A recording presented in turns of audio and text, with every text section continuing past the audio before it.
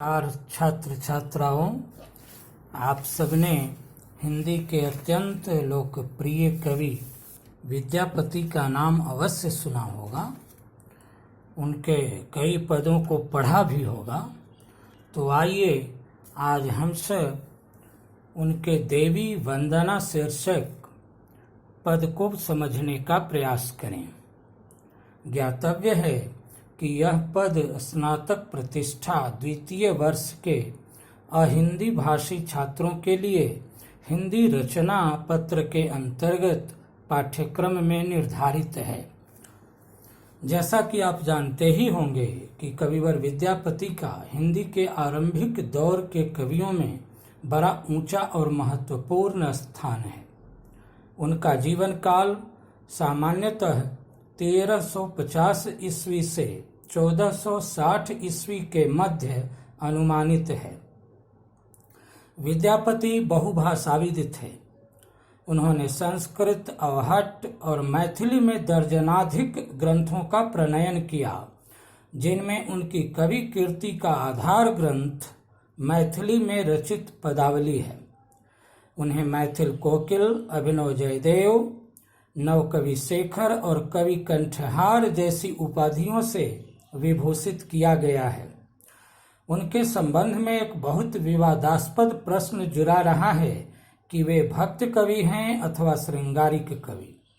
इस संदर्भ में सच यह है कि विद्यापति एक भावुक कवि थे। उन्होंने अपने पदों में यदि एक तरफ श्रृंगार रस का उन्मुक्त गान किया, तो दूसरी तरफ भगवत भक्ति की अविरल धारा भी प्रवाहित की। अस्तु, अभी हम लोग उनके देवी वंदना शीर्षक पद को पढ़ें और समझें। पद है, जय जय भैरवी असुर भयाविनी।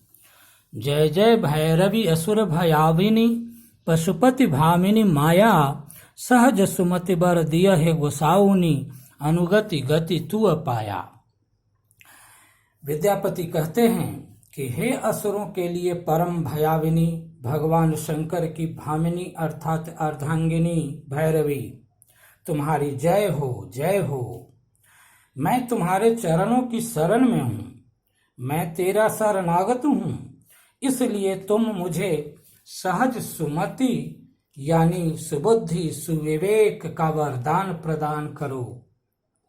यहाँ देवी के प्रति कवि की शरणागति का भाव ध्यातव्य है, जिसे भक्ति के क्षेत्र में अत्यधिक महत्व प्राप्त है। विद्यापति आगे कहते हैं, बासर रैन सबासन शोभित चरण, चंद्रमणि चूड़ा, कतौक दैत्य मारी मोह मेलल, कतेक उगली करु कूड़ा। अर्थात तुम दिन रात सवासन पर विराजमान रहती हो और तुम्हारे शिखर यानी शीश पर चंद्रकांत मणि शोभायमान होती है। तुमने न जाने कितने दैत्यों को मारकर सीधे मुंह में निगल लिया और कितनों को कुल्ले के रूप में बाहर उगल दिया। फिर कवि कहते हैं, सामर बरन नयन अनुरंजित जलद जोग फुल कोका, कटकट विकट ओठ पुट पाडड़ी, लिधुर फेन उठ फूका। इसमें कवि ने देवी के भयंकर रूप एवं कृत्य का चित्र खींचते हुए कहा है कि तुम्हारा वर्ण यानी रंग श्याम अर्थात काला है। तुम्हारे काले शरीर में गुस्से से लाल लाल रक्तिम आंखें बड़ी डरावनी लगती हैं। उन्हें देख ऐसा लगता है मानो काली घटाओं के बीच कमल का फूल खिला हो।